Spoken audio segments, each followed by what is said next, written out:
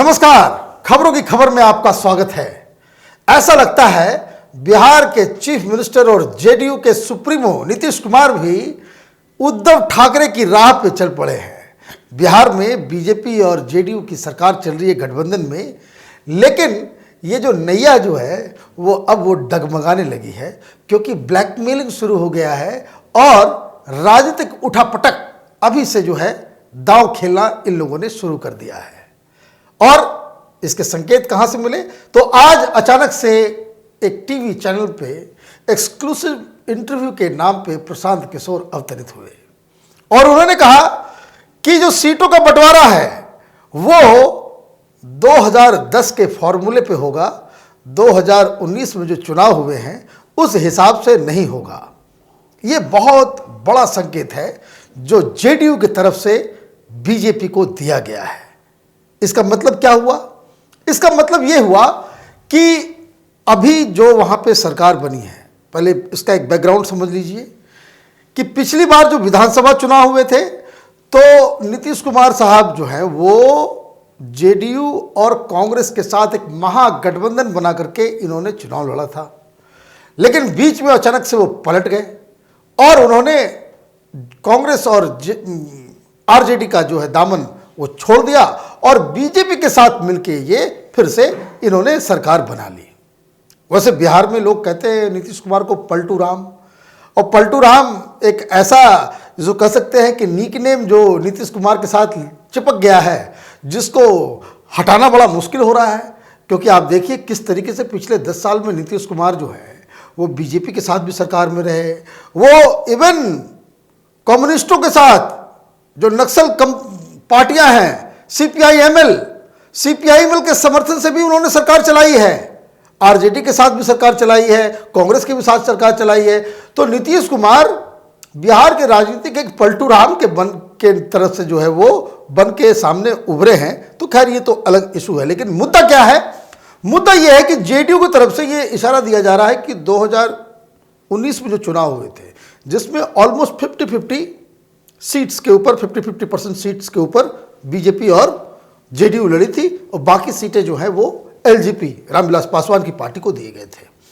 लेकिन आज जो इसको कह सकते हैं कि जो दूत वाहक हैं, संदेश वाहक नीतीश कुमार के प्रशांत किशोर, उनके मेन चीफ स्ट्रेटेजिस्ट, उन्होंने आज ये खबर दी कि वो फॉर्मूला नहीं चलेगा 50-50 का, जिस तरह से लोकसभा में टिकट बांटा गया वो नहीं, क्योंकि विधानसभा तो बिल्कुल अलग है और इसलिए जो विधानसभा के जो टिकटों का बंटवारा होगा वो 1:1.4। इसका मतलब क्या हुआ? इसका मतलब ये हो कि मोटा मोटी मान लीजिए कि भाई 240 सीट अगर है तो उसमें अगर 100 सीट बीजेपी लड़ती है तो 140 सीट के ऊपर जेडीयू लड़ेगी। अब बीजेपी को तय करना है कि क्या उन्हें यह फॉर्मूला पसंद है या नहीं पसंद है। दूसरी शर्त क्या जेडीयू की तरफ से रखी गई है कि चीफ मिनिस्टर भी उनका होगा। मतलब ये कि ये 140% के ऊपर सीट पे भी लड़ेंगे और ये मुख्यमंत्री के भी दावेदार होंगे। तो बीजेपी में जो बातचीत चल रही है, मैं आपको खबर दे दूं कि बीजेपी के अंदर में ये बिल्कुल इस फॉर्मूले के खिलाफ जो है बिहार में जो बीजेपी की जो लीडर्स है वो आग बबूला हो गए। वो इसलिए हो गए क्योंकि आप देखिए कि किस तरीके से जेडीयू अगर अकेले लड़ती है तो 2 सीट भी लोकसभा में नहीं निकाल पाती है। अगर अकेले लड़ेगी ये पार्टी तो मुश्किल से 30 से 35 सीट जो है जीत सकती है अपनी बदौलत। जेडीयू एक ऐसी पार्टी है जिसको हमेशा बैसाखी की जरूरत है, क्योंकि इसके पास कोई अपना वैसा कोई मजबूत वोट बैंक नहीं है जिस तरह से आरजेडी के पास है। वहां पे यादव उनके जो है एक कमिटेड वोटर्स हैं, मुस्लिम्स वो उनके कमिटेड वोटर्स हैं, लेकिन जेडीयू के पास क्या है? जेडीयू तो कभी भी अकेले रह करके वो तो 30-35 सीट भी नहीं जीत पाएगी। और इस स्थिति में बीजेपी के अंदर जो सोच जो चल रही है, जो बातचीत जो हो रही है कि इससे बेहतर है कि जेडीयू को चुनाव से ठीक पहले टाटा बाय बाय कह दिया जाए, बीजेपी अपने चीफ मिनिस्टर के चेहरे के साथ मैदान में उतरे और जिस तरीके से वहाँ पे अभी जेडीयू और आरजेडी के रिश्ते हैं, वहाँ कोई गठबंधन बनने की स्थिति नहीं है, क्योंकि तेजस्वी यादव और नीतीश कुमार के बीच काफ़ी तकरार और बहुत ही बिलो द बेल्ट जिसको कह सकते हैं जो अटैक्स हुए हैं, और बिल्कुल नीतीश कुमार को पलटू राम की संज्ञा तेजस्वी ने ही दी है। और तो और जिस तरीके से वो हर चीज़ पे चाचा चाचा कह करके उनकी क्लास लगाते हैं, तो उससे नीतीश कुमार का ईगो, उनका बहुत बड़ा ईगो है वैसे, वो बिल्कुल हर्ट हो गया है। तो ये एक संभावना नहीं बनती दिख रही है कि आप जो है, और तो और ये हर बल पार्टनर्स बदलना वो जनता के बीच में सही मैसेज नहीं जाता है। और इसी यही वजह है कि बीजेपी के अंदर एक बड़ा जो नया लीडरशिप जो इमर्ज कर रहा है बीजेपी के अंदर, वो ये चाहता है कि चुनाव हार गए तो हार गए, विपक्ष में बैठना है तो विपक्ष में बैठेंगे। लेकिन जिस तरीके से यूपी में बीजेपी ने अपने दम पे सरकार बनाई है, जिस तरीके से हरियाणा में और हर जगह पे बीजेपी, महाराष्ट्र, मध्य प्रदेश में, राजस्थान में, छत्तीसगढ़ में अपने बदौलत जो है चुनाव लड़ रही है, उसी तरीके से वो बिहार में भी कर सकती है। और मुझे लगता है कि अमित शाह से एक ग्रीन सिग्नल मिलने भर की देरी है और ये गठबंधन भी बाकायदा टूट के कगार पे पहुंच जाएगा। अब सवाल क्या है कि नीतीश कुमार ऐसा क्यों कर रहे हैं? नीतीश कुमार बाकायदा एक जिसको कह सकते हैं कि राजनीति के वो शकुनी हैं। वो इसलिए क्योंकि वो बहुत ही कैलकुलेटिव मूव चलते हैं और हर वक्त इनको यही लगता है, आप ये समझ लीजिए कि ये नीतीश कुमार एक ऐसे करामती लीडर हैं जिनके पास न वोट बैंक है, न कोई उस तरह का वो मास लीडर हैं, लेकिन फिर भी लगातार वो मुख्यमंत्री पद पे बने हुए हैं। कैसे? दूसरे के वैसाखी के ऊपर। ऐसा नहीं कि जेडीयू के पास इतनी सीटें हैं कि वो अकेले से सरकार बना ले जाए। महागठबंधन के अंदर में भी आप देखिए, आरजेडी के पास वो ज्यादा सीटें थी, लेकिन ये कमाल की टेक्निक है नीतीश कुमार के पास कि वो अपने पार्टनर्स को बदल बदल के वो अपनी सत्ता बचाए रखने में वो कामयाब रहते हैं।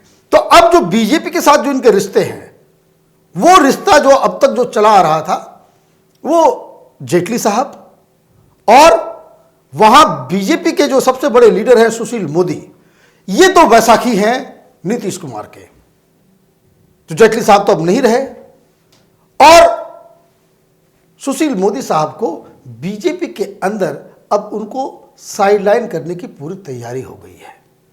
और ऐसे में क्या हो रहा था कि जब 2019 में जब ये लोग साथ में लड़े तो इन्होंने डिमांड रख दिया कि उन्हें मंत्रालय चाहिए, कम से कम 2 कैबिनेट मंत्री, और तो और उन्होंने ये भी शर्त रख दी थी कि कम से कम रेल मंत्रालय जो है उन्हें मिलना चाहिए, क्योंकि हमारे पास 17 लेकिन बीजेपी ने साफ कहा कि हमारे पास 300 से ज़्यादा सीटें हैं, तो जितने भी जो हमारे पार्टनर्स हैं उनको सिंबॉलिक तरीके से एक मंत्रालय दिया जाएगा।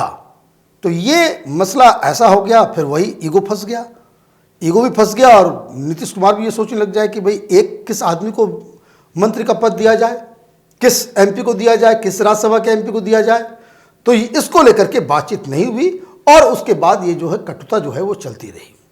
लेकिन अब जैसे जैसे अब ये नज़दीक आता चला जा रहा है, बिहार के अंदर में बीजेपी ने अपना एक अलग मूवमेंट खड़ा कर लिया है, अलग अलग लीडर्स को जो है वहाँ फील्ड में छोड़ दिया गया है, जिसमें एक नित्यानंद राय साहब का नाम जो है वो सबसे आगे चल रहा है कि वो शायद बीजेपी के चीफ मिनिस्टरियल के फेस हो सकते हैं।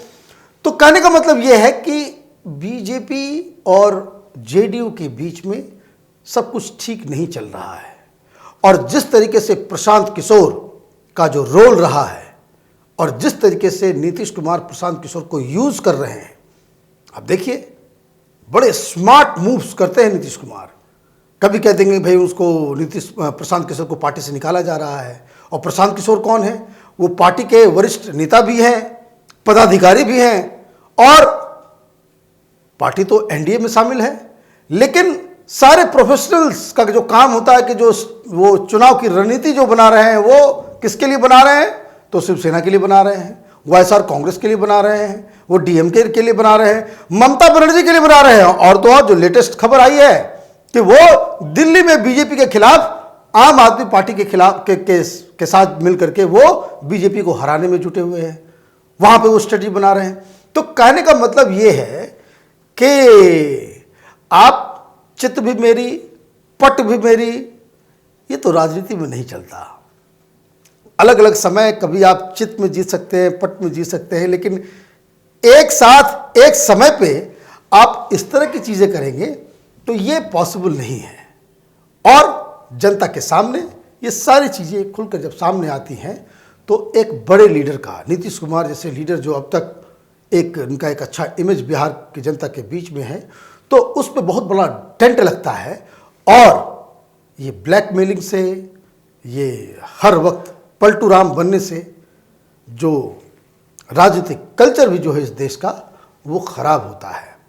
रामविलास पासवान, नीतीश कुमार, तेजस्वी यादव और नित्यानंद राय के बीच में ये क्या खिचड़ी पकेगी और किस तरीके से गोलबंदी होगी चुनाव से पहले, इस पे हमारी नज़र बनी रहेगी। आप देखते रहिए कैपिटल टीवी। हमारे वीडियोस को लाइक कीजिए, शेयर कीजिए और हमारे चैनल को सब्सक्राइब कीजिए। धन्यवाद। अगर आपको हमारा वीडियो पसंद आया हो तो इसे लाइक करें, हमारे चैनल को सब्सक्राइब करें और हाँ, बेल आइकन दबाना ना भूलें ताकि आप तक हमारे वीडियो की नोटिफिकेशन पहुंचती रहे। आप अपना सुझाव हमें कमेंट बॉक्स में दे सकते हैं। हमारे साथ जुड़ने के लिए शुक्रिया।